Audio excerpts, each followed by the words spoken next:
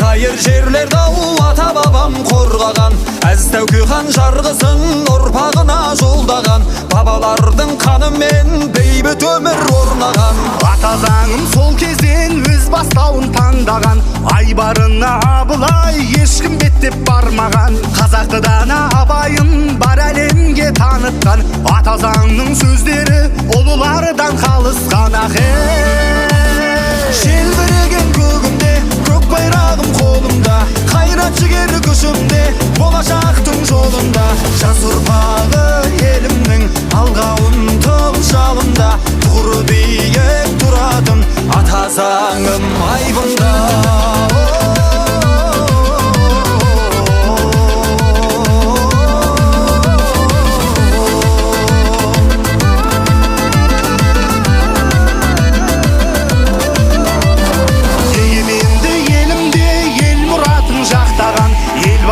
Нұрсұлтан татулықты сақтаған, бабалардың бүгінде салт дәстүрін баптаған, қазақтың біз бір баласы әлем халқы мақтаған. Шайқалмаған ешқашан қазағымның бірлігі, көз қуантар қарасаң ұрпағының тірлігі, барлық ұлттың тірегі, мемлекеттің жүрегі, болашаққа бастаған ата заң деп біледі.